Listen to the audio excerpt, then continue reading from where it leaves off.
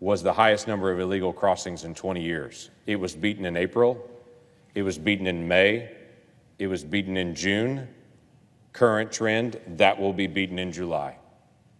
Just last week, just in 1 week last week, the Rio Grande crossing, just that one sector in 1 week, had 20,000 interdictions in 1 week.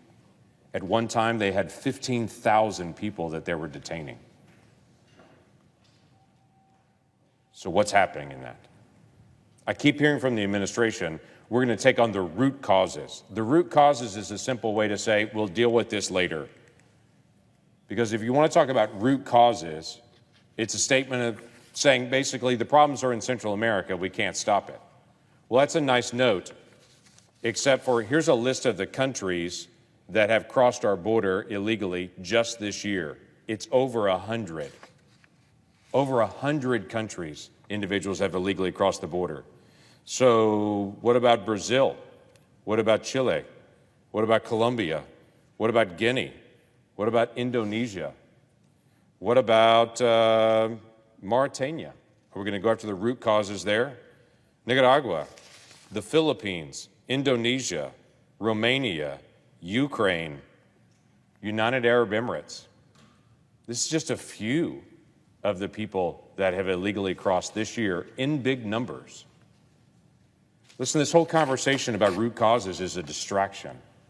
We do need to be engaged in the Western Hemisphere. We do need to deal with our drug addiction in this country that causes the flow of drugs to be able to move through South America, Central America, Mexico, into the United States. We do need to be aggressive in how we're handling cartels, but to somehow believe that if we poured enough money into the Northern Triangle, that suddenly this would all end, is false. We are the greatest country in the world.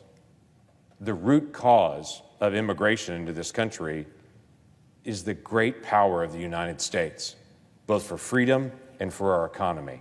People from all over the world want to come here. We have 1 million people a year that legally come to the United States. Legally, 1 million. And folks that don't want to wait in line, pay a cartel, and move through Mexico to be able to get here, literally from all over the world. If we do not enforce our borders, these numbers will continue to rise as they have every single month in this administration. Every month, the numbers get bigger.